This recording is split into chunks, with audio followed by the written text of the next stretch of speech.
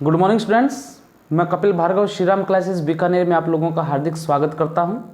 बच्चों, हम व्यंजन संधि पढ़ रहे हैं और व्यंजन संधि में जैसे कि मैंने आप लोगों को एक ट्रिक के माध्यम से 4 नियम समझाए थे कि अगर प्रश्न आता है तो किस प्रकार के प्रश्न बनेंगे और उनको हम नियम के माध्यम से नहीं बल्कि ट्रिक के माध्यम से तैयार करेंगे। तो जैसे आपको मैंने 4 पहचान बताई है। सबसे पहले मैंने बताया था यदि शब्द में आता हो तीसरा वर्ण तो उसको पहले वर्ण में बदल देंगे। अगर शब्द में नजर आता हो 5वां वर्ण तो भी उसको हम पहले वर्ण में ही बदल देंगे, उसी वर्ग के प्रथम वर्ण में।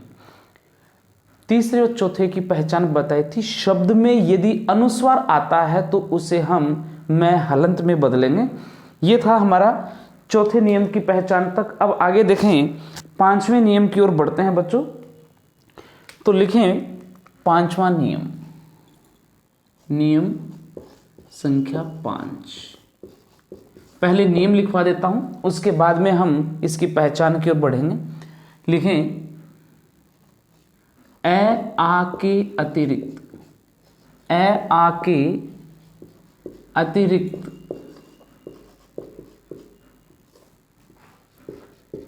अन्य किसी स्वर के पश्चात, ए आ के अतिरिक्त अन्य किसी स्वर के पश्चात यदि, ए आ के अतिरिक्त अन्य किसी स्वर के पश्चात यदि दंते से आ जाए तो दंते से का मूर्धन्य श बन जाएगा। ए आ के अतिरिक्त अन्य किसी स्वर के पश्चात यदि दंते से आ जाए तो दंते से मूर्धन्य श बन जाएगा। कैसे? नियम के द्वारा हम समझ चुके हैं, अब उदाहरण के द्वारा देखें। जैसे उदाहरण लिखा है, अभिधन सेक, अभिधन सिक्त, अनुधन संगी, विधन साध, विधन सम, विधन से, निधन सेद इत्यादि। देखो बच्चों, मैंने आपको जो नियम लिखवाया उसके मुताबिक जो मैंने बताया, ये बताया है कि यहां जो स्वर है ए आ नहीं आना चाहिए। ए आ के अतिरिक्त कोई भी स्वर हो, कोई भी स्वर हो, जैसे यहां ई और ऊ है, सामने दंते से आना चाहिए। कौन सा? दंते से। परिवर्तन होगा तो क्या बन जाएगा? ये जैसे ई और ऊ है, इसके बाद में अगर दंते से आ गया तो इसको मूर्धन्य श में बदल देना है। अब हमारी पहचान की बात आती है बच्चों। पहचान क्या है? शब्द में आपको मूर्धन्य श नजर आएगा, उसे आप दंते स में बदल देंगे। शब्द में ये क्यों बताया? ये तो संधि विच्छेद है। संधि विच्छेद बहुत कम आते हैं इस पेपर में बच्चों। शब्द आता है और शब्द के अनुसार संधि विच्छेद करना होता है, तो ये याद रखना है, मूर्धन्य श नजर आएगा शब्द में, उसको दंते स में बदल देना है। किस प्रकार से? देखें, इसका संधि शब्द बनाएं। अभिधन सेक से क्या शब्द बनेगा? अभिधन सेक से शब्द बनेगा अभिषेक। देखिए बना कि नहीं बना? शब्द में पहचान के तौर पर आपको मैंने बताया था श नजर आएगा। कौन सा? मूर्धन्य। इसको दंत्य श में बदल देना है, ये बदल दिया। फिर देखें, अभिधन सिक्त से शब्द क्या बनेगा? अभिषिक्त, अभिषिक्त। ठीक है। अनुधन संगी से बनेगा अनुषंगी। ठीक है। विधन साध से क्या बन जाएगा? शब्द बन जाएगा विषाद। विधन सम से शब्द बनेगा विषम। विधन सय से शब्द बनेगा विषय। निधन सेद से शब्द बनेगा निषेध। और ये दिधय वाला भी आता है, दोनों उदाहरण मिलते हैं। निधन छेद भी आता है, निषेध, निधन सेध, तो यहां क्या बन जाएगा, निषेध। ठीक है बच्चों, अब मैं आपको कुछ उदाहरण देता हूं, उनसे आप बनाएं। संधि विच्छेद करके देता हूं आपको, संधि शब्द ही बनाना है। तो शब्द है आपके सामने विधन सर्ग, ठीक है, विधन सर्जन, विधन स्मरण, अनुधन सार। फटाफट बनाए बच्चों, इससे आप क्या शब्द बनाएंगे, देखें फटाफट बनाएं, क्या शब्द बनेगा, बना लिए, देखो वही है, ई के सामने या ऊ के सामने से आया है, जैसे कि यहां हमने लिखे।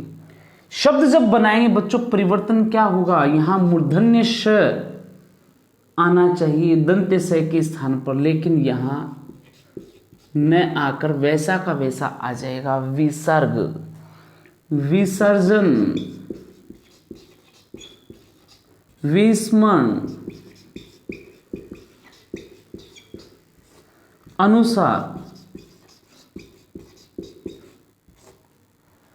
कारण गुरुजी अभी तो आपने कहा था ऐसे श नजर आएगा मूर्धन्य, फिर दंते में बदलने, यहां पर तो भी दंते और यहां पर भी दंते हैं, परिवर्तन तो कुछ हुआ ही नहीं। कारण समझ गए ना मैं क्या समझाना चाहता हूं, ये क्या है, इस नियम के अपवाद, और ये इंपॉर्टेंट है, इसलिए मैंने इनको अलग से लिखवा दिया है। उदाहरण ये आते हैं, अपवाद आएंगे तो ये आएंगे।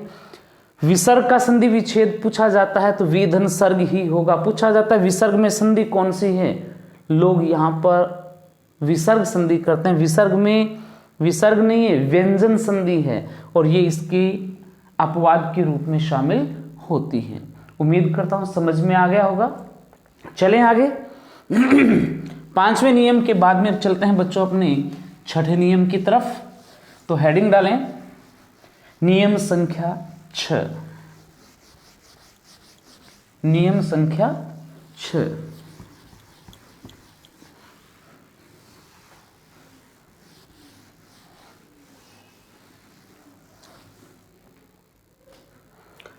लिखें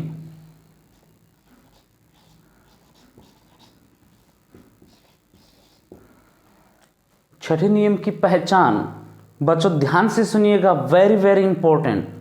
इस व्यंजन संधि की जान है ये पहचान, कौन सी, चच, आधा च और छ, इनसे जुड़े हुए शब्द आते हैं व्यंजन संधि। सबसे पहली बात तो बच्चों मैं ये बताता हूं, व्यंजन संधि जो होती है उसमें पहचान के तौर पर क्या होता है, 99%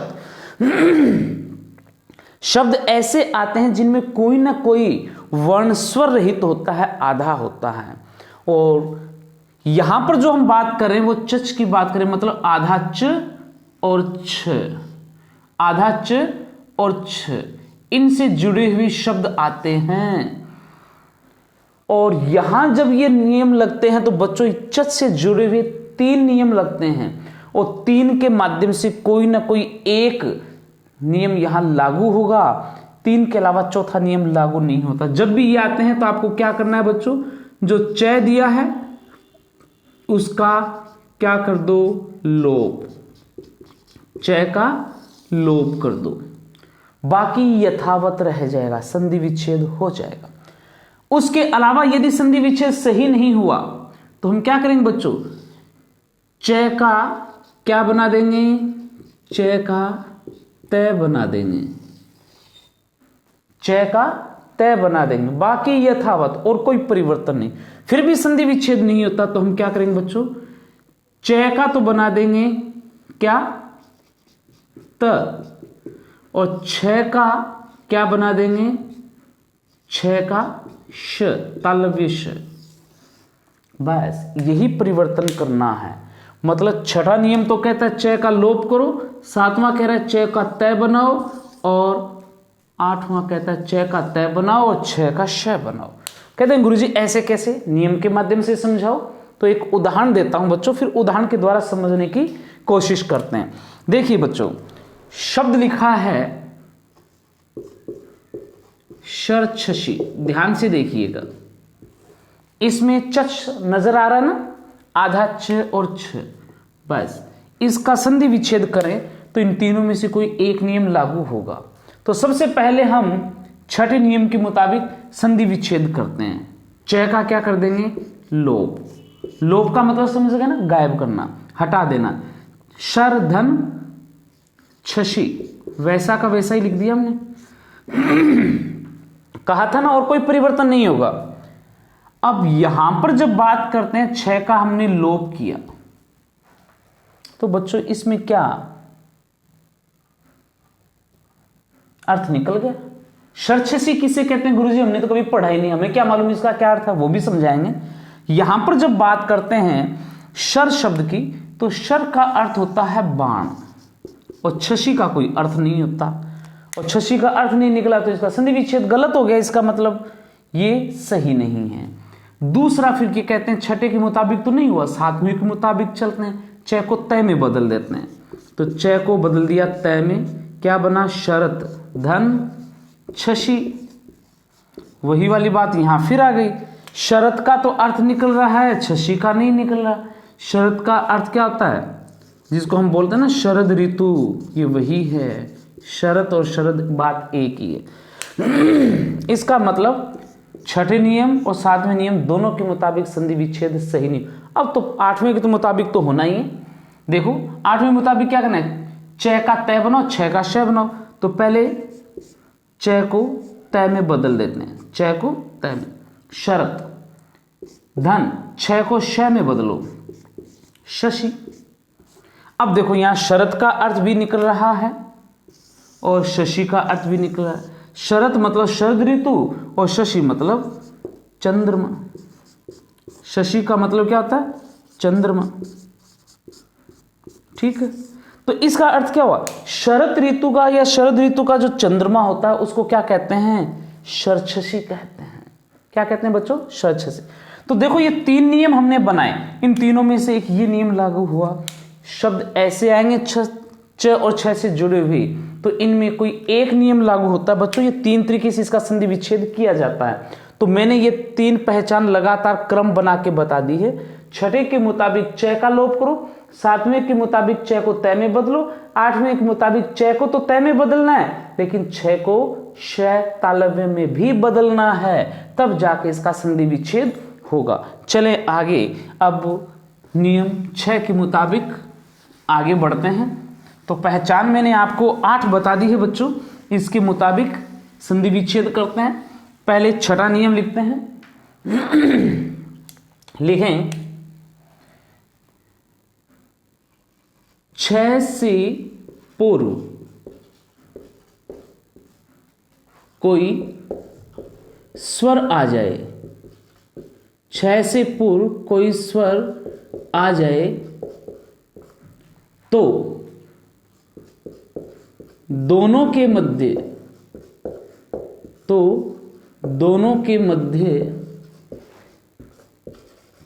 च का आगम हो जाएगा। तो च का आगम हो जाएगा। च क्या है, हलंत है, यानी 6 से पहले, 6 से पूर्व यानी 6 से पहले क्या आना चाहिए, कोई स्वर आना चाहिए, तो दोनों के मध्य च का आगम हो जाएगा। कैसे, जैसे बच्चों शब्द देखें, हम लिखते हैं आधन छादन, अनुधन छेद, ऊधन छेद, ऊधन छिन्न, विधन छेद, परिधन छेद, एक धन छत्र,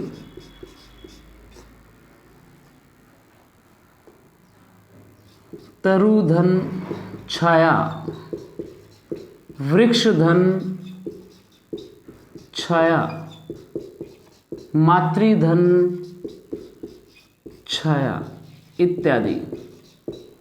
देखो बच्चों, सबके बीच में जिस तरीके से हमने लिखा है, मैंने ये बताया कि 6 से पूर्व कोई स्वर आ जाए। देखो 6 से पूर्व ए भी है, आ भी है, ई भी है, ऊ भी है, ठीक है, और देखो री भी है ना, स्वर है। तो स्वर, तो इन दोनों के बीच में, दोनों का मतलब क्या है, स्वर और छ। दोनों का मतलब क्या है, स्वर और छ। इनके बीच में च का आगम हो जाता है। आगम का मतलब आ जाना, ये प्रकट हो जाता है, बीच में आ जाता है किसी कारणवश। तो देखें, आच्छादन का संधि विच्छेद करने के बाद में हम शब्द बनाएं, आधन छादन से क्या बनेगा, शब्द आच्छादन। आधन छादन, आधन छादन से क्या शब्द बनेगा, आच्छादन। अनुधन छेद से क्या शब्द बनेगा, अनुच्छेद। ऊधन छेद से शब्द बनेगा उच्छेद। ऊधन छिन्न से शब्द बनेगा उच्छिन्न। विधन छेद से शब्द बनेगा विच्छेद। परिधन छेद से शब्द बनेगा परिच्छेद। एक धन छत्र से शब्द बनेगा एक छत्र। तरुधन छाया से शब्द क्या बन जाएगा बच्चों, तरु छाया। वृक्ष धन छाया से शब्द बनेगा वृक्ष छाया। मातृधन छाया से शब्द बनेगा मातृ छाया। ठीक है, देखो सबके बीच में च नजर आ रहा है ना आपको। चच वाली जो बात कही थी, आधा च और छ, है ना, यहां पर देखो वही नियम लागू हुआ है। मैंने बताया 3 तरीके से संधि विच्छेद किया जा सकता है, लेकिन यहां पर क्या है, स्वर वाला नियम लगेगा कि 6 से पूर्व कोई स्वर आ जाए। तो स्वर आ गया बच्चों, यहां पर इस आधार पर इसका संधि विच्छेद हमने किया। उम्मीद करता हूं अच्छे से समझ में आया होगा। ठीक है, इसी क्रम में हम आगे चलते हैं 7वें नियम की ओर। देखो बच्चों, आराम से समझिएगा, जल्दबाजी नहीं है, दोहरान कर लेंगे बीच में।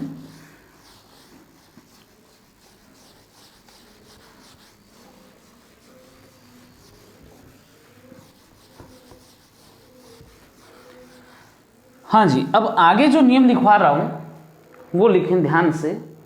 7वां नियम, नियम संख्या 7। इसमें हम क्या करेंगे, हम लिखेंगे, नियम लिखें, त के पश्चात, त के पश्चात यदि श यानी तालव्य श आ जाए। तय के पश्चात यदि तालव्य श आ जाए तो तय का आधा च तथा श का छ बन जाएगा। तो श का छ बन जाएगा। कैसे बनेगा बच्चों, देखें, शब्द है शरत धन शशि। थोड़ी देर पहले समझाया था इसी को। तो देखो यहां पर आपको तय नजर आ रहा है और तय के बाद में क्या है, श। तय को किस में बदल देंगे, आधे च में। श को किस में बदल देंगे, छ में। तो इसका संधि शब्द क्या बनेगा, शरत धन शशि। शशि से यहां शब्द बनेगा बच्चों, तय को च में बदला, श को छ में बदलना है। और एक बात ध्यान से सुनिएगा, जो संधि जहां हो रही है उसी एक को ही बदलना, कहीं दोनों को छ में बदल दो, वो मत करना। शरत शशि, शरद ऋतु के चंद्रमा को क्या कहा जाता है, शरत शशि। चलें आगे और शब्द देखें। यहां आपको बनाना है शब्द, मैं संधि शब्द दे रहा हूं आपको, संधि शब्द बनाए, मैं संधि विच्छेद दे रहा हूं। उत्धन श्वास, उत्धन श्रृंखल। मुझे ऐसा क्यों लग रहा है कि तुम गलत बनाओगे, कहीं ऐसा नहीं है ऐसा बोल के मैंने आपको सचेत कर दिया हो, थोड़ा ज़्यादा दिमाग लगाओगे। चलो बनाओ, देखते हैं कितना सही बनाते हो। तय को तो चय में ही बदलना है। कॉपी पेन साथ में लेके बैठा करें, फटाफट बनाएं, क्योंकि ये अभ्यास ही तो करवाया जा रहा है। तय को चय में बदला, शय को छय में बदला और वैसा का वैसा लिख दिया। उच्छ्वास किस किस का सही है? सभी का ही सही है क्या? जी नहीं, अगर ऐसा लिखा है तो आपने गलत लिखा है। यहां शय देखो कैसा है बच्चों, नजर आ रहा है क्या? यहां श आधा नजर आना स्वर रहित, तो यहां स्वर रहित बनाने के लिए आपको हलंत लगाना पड़ेगा। अब सही है। शब्द शुद्धि में ये कई बार पूछा जा चुका शब्द है। शब्द शुद्धि में इस शब्द को कई बार पूछा जा चुका है, उच्छ्वास। अब आप ये कहें गुरुजी आपने तो कहा था यहां पूरा आएगा, तो बच्चों शब्द में अगर पूरा दिया है तो पूरा आएगा, आधा दिया तो आधा ही आएगा। हाँ, पहले वाले की बात करें ये सदैव आधा ही आएगा, कभी पूरा नहीं होगा। ठीक है। अब उच्छृंखल का बनाए। गुरुजी ये क्या है, ये समझ में नहीं है। श्री कैसे है? शय की बात हो रही है, अब ध्यान से सुनिए ये क्या है। पहली बात कर रहे हैं हम, जैसे ग है, आधा है ना, इसमें हमें ए लगाना है। ए लगाएंगे तो क्या बनेगा? ग। आधे ग में यदि हमें आ लगाना है तो क्या बन जाएगा? गा। ऐसे ही ग में ह्रस्व ई लगाना है तो क्या बनेगा? गी। ऐसे ही आधे ग में हमें री लगाना है, री की मात्रा, तो ये क्या बन जाएगा? ग्री। उसी रूप में ये श ये है। इस आधे श में यदि हम ए जोड़ेंगे तो क्या बनेगा? श। इस आधे श में हम अगर आ जोड़ें तो क्या बनेगा? शा। आधे श में यदि ई जोड़ेंगे तो क्या बनेगा? शी। इसी प्रकार से इस आधे श में यदि हम री जोड़ें तो आप कहेंगे गुरुजी ये ऐसे बनना चाहिए ना। बात आपकी बिल्कुल सही है बच्चों, लेकिन ये श्री हमारे मानकीकरण में नहीं है। इसलिए श्री को लिखने के लिए हमें क्या करना होता है? ये श ऐसे लिखेंगे और री ऐसे। ये है श्री। कई ऐसे बना देते हैं, ज्यादा समझदार बन जाते हैं, श के साथ रे भी लगाते हैं और नीचे री भी लगाते हैं। ये बिल्कुल गलत है। श्री ऐसे लिखा जाता है, जो मानकीकरण में दिया वही हमें मानना है। बात समझ में आ गई? तो ये श है, श के साथ में री की मात्रा है। अब बनाएं, आप क्या बनाएंगे? तय को तो च में हमने बदल ही दिया, बदल दिया ना। श को छ में बदल दिया, री की मात्रा लगा दी, अनुस्वार लगा के खल लिख दिया। शब्द क्या बना? उच्छृंखल। क्या बना बच्चों? उच्छृंखल। ठीक है। गलत हुआ है? सही। ये तो सही हो गया गुरुजी, ऊपर वाले में थोड़ी सी गड़बड़ हो गई थी, कोई बात नहीं है, आगे सही। अब मान लीजिए मैं आपको दो शब्द देता हूं और सोच समझ के उसका जवाब देना बच्चों। मैं ये कह रहा हूं दो शब्दों में से एक शब्द शुद्ध है और परीक्षा की दृष्टि से महत्वपूर्ण है। वो शब्द शुद्धि में भी कई बार पूछा जा चुका है और संधि की दृष्टि से भी। तो देखें, पहला शब्द तो है सत्य धन शास्त्र, दूसरा है शत धन शास्त्र। पहले तो इनसे आप संधि शब्द बना लें, फिर ढूंढ लें कि इनमें शुद्ध कौन सा है और अशुद्ध कौन सा है। ठीक है, बनाएं। अजी कॉपी पेन लेके बैठे नहीं क्या? चलो देखो, ऐसे सच्छास्त्र एक तो बना ये, ठीक है, और दूसरा यहां बनेगा ये सच्छास्त्र। अब बताएं कौन सा शुद्ध है? गुरुजी ये तो गड़बड़ हो गई, हमें तो ऐसे लग रहा है कि दोनों ही सही है ना, या फिर ऐसे लग रहा है कि नीचे वाले को सही मान लें, लेकिन हमेशा ऊपर वाला ही सही होता है, गलत तो नीचे वाले होते हैं बच्चों। नहीं गुरुजी, यहां तो नीचे वाला ही सही है ना, जी नहीं, ऊपर वाला ही सही है, गलत तो नीचे वाले ही होते हैं। हाँ देखें, सच्छास्त्र ये होता है, क्यों? क्योंकि इस शब्द सत्य शब्द का अर्थ होता है सत्य, और सत्य का अर्थ होता है सो। तो बच्चों यहाँ सच्छास्त्र जो बताया गया है वो ये है, वो शास्त्र जो क्या हो, सत्य हो। वो शास्त्र जो क्या हो, सत्य हो, क्या होता है, सच्छास्त्र। 100 शास्त्रों का समूह को सच्छास्त्र नहीं कहा जाता, यहां पर संख्या के रूप में व्यक्त नहीं किया जा रहा, इसलिए पहला विकल्प ही शुद्ध है। हाँ, क्या ये नियम समझ में आ गया? जो पहचान बताई थी ना, च को तय में बदलो, श को छ में बदलो, ये वही नियम है। चलें आगे चलते हैं, 8वें नियम की तरफ बढ़ते हैं। मिटा दूं इनको? हाँ बच्चों देखो, लिखें नियम संख्या 8।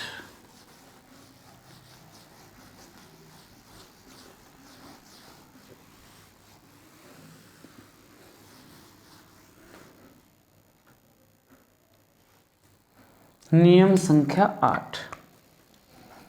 8वें में क्या लिखना है? लिखें तय के पश्चात, तय के पश्चात यदि, तय के पश्चात यदि च छ या ज झ या ट ठ या फिर ड ढ आ जाए, तय के पश्चात यदि, तय के पश्चात यदि च छ ज झ ट ठ या ड ढ आ जाए तो क्रमशः, तो क्रमशः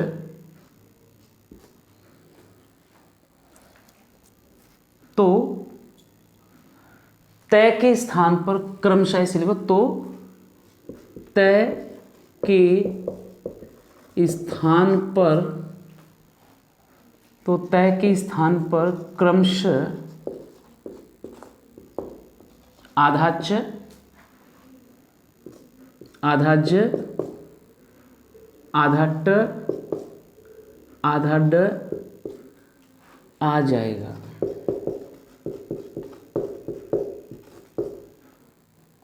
कैसे? इसको ऐसे भी आप समझ सकते हैं, तय के पश्चात यदि च छ आ जाए, ज झ आ जाए, ट ठ आ जाए या ड ढ आ जाए, कहने का मतलब ये हुआ ना कि तय जो है उसके बाद में च छ में से कोई भी एक आए तो तय के स्थान पर क्या बन जाएगा, आधा च। तय के पश्चात ज झ में से कोई एक आएगा तो यहां बन जाएगा आधा ज। ट ठ अगर आ गया तो आधे ट में बदलेगा, ड ढ आ जाए तो ये आधे ड में बदलेगा। इसको बाकी को हम एग्जाम्पल यानी उदाहरण के द्वारा समझेंगे। नियम आपने लिख लिए होंगे, चलें आगे, मिटा दूं? चलो उदाहरण से समझते हैं।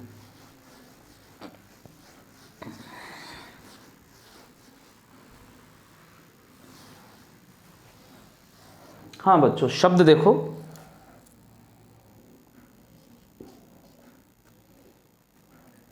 शरत धन चंद्र, उत धन चारण, उत धन छेद, उत धन छिन्न,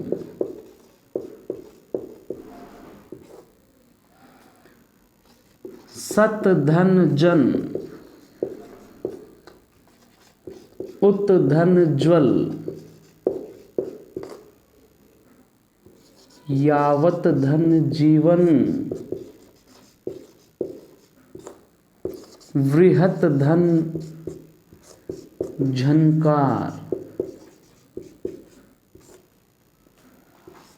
तत् धन टीका वित धन ठल उत धन डयन वृहत धन डमरू। देखें इन शब्दों को, ये जो शब्द लिखे हैं बच्चों, इनमें मैंने आपको क्या समझाया कि तय के पश्चात में च छ आ जाए, जय झ आ जाए, टैठ आ जाए या डैढ आ जाए। तो देखो जिस प्रकार से तय के बाद में च आ गया तो ये तय किस में बदलेगा, आधे च में बदल जाएगा। तो यहां शब्द क्या बनेगा, शरचंद्र। क्या बनेगा, शरचंद्र। ऐसे तय को आधे च में बदलना है क्योंकि यहां पीछे च आया है। यहां भी वही बनेगा उसी प्रकार से। उत धन चारण से क्या शब्द बनेगा, उच्चारण। यहां भी आधा च बना क्योंकि पीछे च है। यदि पीछे छ है तो भी आधा च बनेगा। यहां शब्द क्या बनेगा, उच्छेद, उच्छिन्न, उच्छेद, उच्छिन्न। बच्चों यहां पर हमने पीछे जो च का आगम हो जाता है उस नियम में भी इसमें छठे में हमने यहां इसको इन शब्दों को लिखा था, दोनों को। इनका संधि विच्छेद हमने ऐसे भी किया था, ऊ धन छेद या ऊ धन छिन्न किया था ना। ये दोनों तरीके से संधि विच्छेद होता है इसका। यदि बच्चों दोनों संधि विच्छेद दिए तो प्राथमिकता आपको उत धन छेद उत धन छिन्न को देनी है, जबकि दोनों सही हैं। ये तो छ के पहले स्वर आने के कारण च का आगम हो गया और यहां पर क्या है, तय के बाद में छ आने से च तय में, तय जो है च में बदल गया। किसी भी प्रकार से करें दोनों संधि विच्छेद सही होते हैं, लेकिन प्राथमिकता उत धन छिन्न को देनी है। ठीक है, देखें आगे, सज्जन। सत धन जन से तय के बाद में ज आया तो ये भी आधे ज में बदलेगा, शब्द क्या बनेगा, सज्जन। उत धन ज्वल, तय के बाद में ज आने के कारण ये भी ज में बदल जाएगा, शब्द क्या बनेगा, उज्ज्वल। यावत धन जीवन, तय के बाद में ज आया तो तय भी ज में बदल जाएगा, याव जीवन। और ये आपको याव जीवन समास में अविभाव समास के रूप में पढ़ाया गया है। यावत का मतलब होता है पर्यंत, जीवन पर्यंत। ठीक है, वृहत धन झंकार, क्या बनेगा, वृहत झंकार। देखो बाद में ज आए या झ आए, तय किस में बदलेगा, आधे ज में बदलेगा। तय के बाद में टैठ आ जाए तो ये ट में बदल जाएगा। यहां शब्द बनेगा तट्टिका, यहां शब्द बनेगा विट्ठल।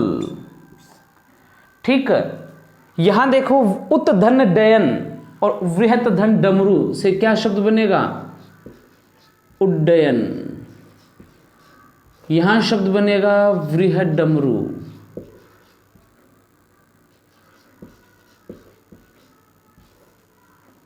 ठीक है, अब बच्चों आगे हमारा नियम आता है 9वां, और 9वें नियम को पहले हम लिखते हैं फिर उसकी पहचान लिखेंगे। लिखें नियम संख्या 9, नियम संख्या 9, और इसमें हम क्या लिखेंगे, 9वां नियम लिखना है हमें। लिखें तय के पश्चात, तय के पश्चात यदि लय आ जाए, तय के पश्चात यदि लय आ जाए तो तय का आधा लय बन जाएगा। तय के पश्चात यदि लय आ जाए तो तय का आधा लय बन जाएगा। बच्चों किस प्रकार से बनेगा ये ध्यान से सुने आप। ये नियम जो है यहां पर वो है द्वित्व व्यंजन का। किसका है? द्वित्व व्यंजन का। तो ये पहचान है द्वितीय व्यंजन। पहले तो हम उदाहरण के द्वारा समझते हैं। जैसे देखो, उत्धन लेख शब्द है, उत्धन लेख संधि विच्छेद, या फिर हम लिखें तत् धन लीन, उत्धन लास, विद्युत धन लेखा,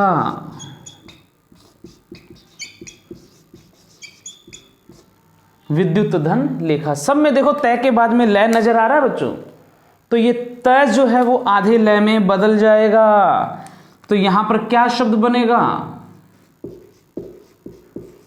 उल्लेख। यहां बनेगा तल्लीन, यहां बनेगा शब्द उल्लास, यहां शब्द बनेगा विद्युल्लेखा।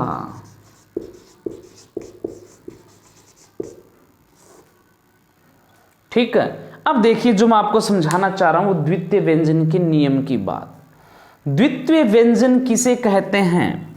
द्वितीय व्यंजन इसे कहते हैं, ध्यान से देखो, व्यंजन कोई भी हो सकता है। पहले वाला व्यंजन सदैव आधा ही होगा, दूसरे वाला पूरा भी हो सकता है और आधा भी हो सकता है, शब्द की शुद्धता के अनुसार। पहले वाला व्यंजन सदैव आधा ही रहता है, समान व्यंजन होता है, यानी आवृत्ति होती है उसकी, लेकिन पहले वाला आधा होगा, दूसरा आधा भी हो सकता है, पूरा भी, वो द्वितीय व्यंजन होता है। जैसे यहां देखो, ये रहा च, यहां च, यहां देखो ज, और यहां देखो ज, दोनों ही आधे हैं, क्योंकि शब्द की शुद्धता के अनुसार दूसरा भी आधा है, लेकिन पहले वाला तो आधा होगा ही होगा, दूसरा भी आधा हो सकता है। यहां देखो ज, यहां ट, यहां ड, ये सब क्या है? द्वितीय व्यंजन है। और इसकी पहचान क्या होती है बच्चों द्वितीय व्यंजन की? द्वितीय व्यंजन जो होता है, इसमें जो प्रथम व्यंजन होगा संधि विच्छेद करते समय वो सदैव तय में ही बदलेगा। उसका पहले वाले का आधे का क्या बनाना है? हमेशा तय बनाना है, चाहे व्यंजन कोई भी हो। देखो यहां देखो, सरचंद्र में भी तय बना है, उच्चारण में भी तय बना है, सज्जन में भी तय बना है, उज्ज्वल में भी तय है, याव जीवन में भी तय है, तट्टिका में भी तय है। इधर देखो उड्डयन में भी तय, वृहद डमरू में भी तय, उल्लेख, तल्लीन, उल्लास, विद्युत लेख, सब में तय बना है। मतलब द्वितीय व्यंजन जो होता है उसमें प्रथम वाला जो आधा होता है वो सदैव किस में बदलेगा? आधे तय में। शब्द आएगा इस तरीके से, याव जीवन का संधि विच्छेद क्या होता है? अब जैसे सज्जन जैसे तो पढ़े हुए शब्द आ जाए तो कोई दिक्कत नहीं होती, कुछ कठिन शब्द आ जाते हैं उनको आधार पे क्या करेंगे? तो पहले वाला जो आधा होता है उसको तय में बदल दो। ये द्वितीय व्यंजन का नियम है। उम्मीद करता हूं आपको अच्छे से ये 9वां नियम समझ में आ गया होगा। चलते हैं 10वें नियम की तरफ आगे बढ़ते हैं। तो लिखें नियम संख्या 10, नियम संख्या 10, और 10वें नियम में लिखें तय के पश्चात यदि, लिखें तय के पश्चात यदि क्या आ जाए? 10वें नियम की बात कर रहे हैं। तय के पश्चात यदि, तय के पश्चात यदि है आ जाए, क्या आ जाए? है आ जाए, तो तय का आधा च, तय का द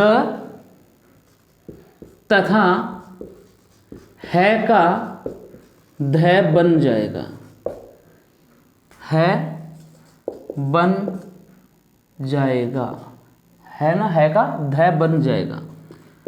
दोबारा से सुनिए, तय के पश्चात यदि है आ जाए तो तय का तो क्या बन जाएगा? आधा था, क्योंकि आधा है तो आधा ही बनेगा, और है पूरा है तो पूरा बन जाए, तो है का ध बन जाएगा। किस प्रकार से बच्चों? देखो शब्द, देखो शब्द लिखता हूं, पद, पद भी लिखा जाता है, इसको पद भी लिखा जाता है, दोनों रूप में। धन हति, ठीक है, उत धन हार, उत धन हरण, उत धन रित। देखिए पहले क्या है? त, कई जगह द भी आता है, तय और द दोनों बात एक ही है, लेकिन आपको याद रखना तय के रूप में। तय के पश्चात क्या है? है। तो तय को किस में बदलना है? तय को द में बदलना है को किस में बदलना है को ध में बदलना है। तो यहां पर जो शब्द बनेगा वो क्या बनेगा बच्चों, ऐसे बनेगा पद्धति। इसको संयुक्त रूप में लिखेंगे तो इस प्रकार से लिखा जाएगा पद्धति। यहां पर लिखेंगे उद्धार, संयुक्त रूप में लिखेंगे तो इस तरीके से लिखा जाएगा उद्धार। यहां लिखेंगे तो उद्धरण, संयुक्त रूप से लिखा जाए तो उद्धरण, इस तरीके से लिखा जाएगा। उद्धृत को लिखेंगे तो उद्धृत, यहां लिखेंगे तो इस प्रकार से संयुक्त रूप से लिखा जाएगा उद्धृत। तो ये बच्चों इस नियम की पहचान क्या है, इस नियम की पहचान ये है कि शब्द में आपको संयुक्त रूप से द और ध इस प्रकार से लिखा हुआ मिलेगा, आप उसको त और है में बदल दें। ये कौन सा नियम है, इसका नियम है 10वां। अब व्यंजन संधि के अंतिम नियम मतलब 11वें नियम की तरफ हम आगे बढ़ते हैं। तो बच्चों देखें इसका 11वां नियम क्या कहता है।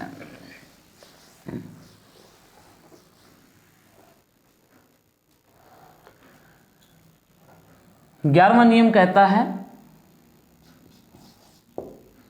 कि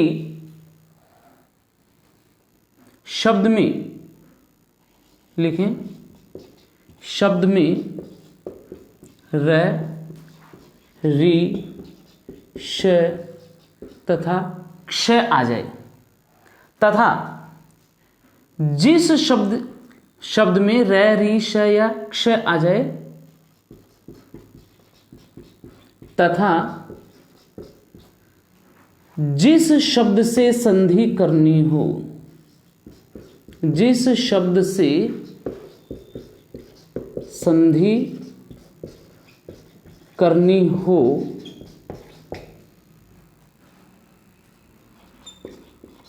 उसमें कहीं भी न आ जाए। क्या आ जाए, न आ जाए।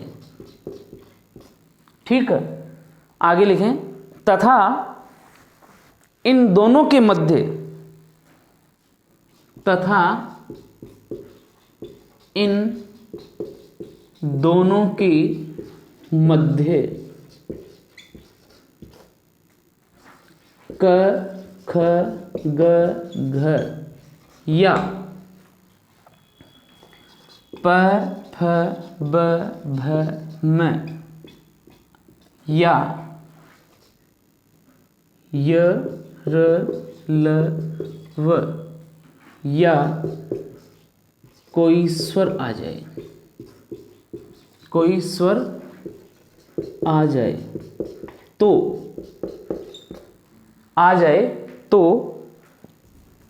न का ण बन जाएगा। यह है इसका नियम। यानी किस प्रकार से, मैं यहां पर जो आपको समझा रहा हूं वो संक्षिप्त रूप में और समझा देता हूं। शब्द में र, री, श या क्ष आए, सामने जिस शब्द से संधि करनी है उसमें कहीं भी न आ जाए तथा इन दोनों के बीच में क, ख, ग, घ आ जाए या प, फ, ब, भ, म आ जाए या य, र, ल, व आ जाए या कोई स्वर आ जाए तो परिवर्तन क्या होगा बच्चों, न किस में बदल जाएगा, ण में बदल जाएगा। कैसे बदलेगा देखें उदाहरण के द्वारा।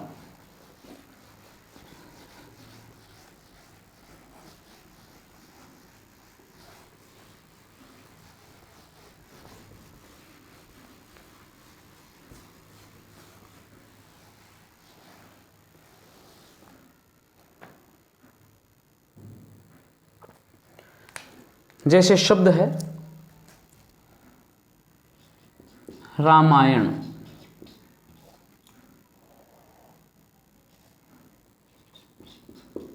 उत्तरायण, दक्षिणायन, नारायण, प्राण, परिमाण, प्रसारण, कृष्ण, विष्णु, अक्षोहिणी। देखो बच्चों, इनका संधि विच्छेद करते हैं। संधि विच्छेद कैसे करेंगे? देखिए, सबसे पहला शब्द दिया है रामायण। ध्यान से देखिएगा, क्या शब्द दिया है? रामायण। तो रामायण का संधि विच्छेद करेंगे तो क्या लिखा जाएगा? राम धन अयन। क्या लिखेंगे? राम धन अयन। अब आप कहेंगे गुरुजी यहां पर तो अ और ए मिलके आ बनता है, दीर्घ संधि भी तो है। बिल्कुल सही है, दीर्घ संधि का उदाहरण भी है, लेकिन प्राथमिकता व्यंजन को दी जाती है। मैंने नियम में क्या समझाया? शब्द में क्या आ जाए?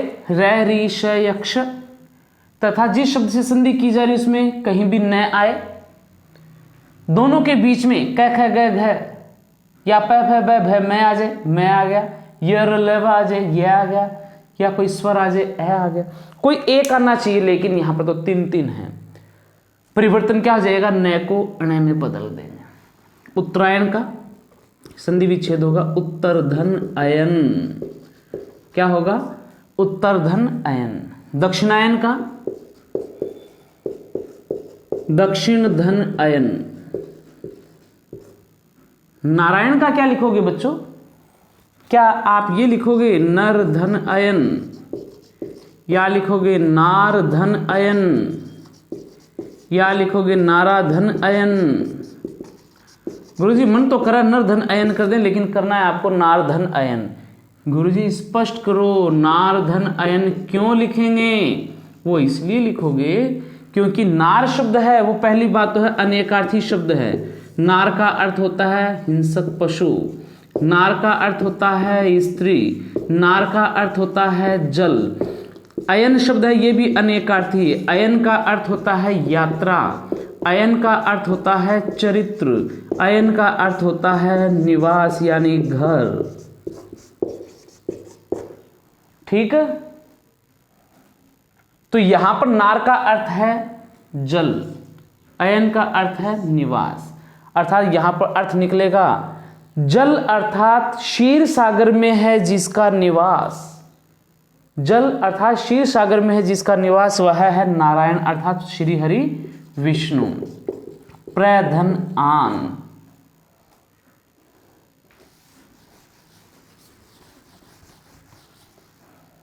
आगे लिखें परिमाण का परिधन मान,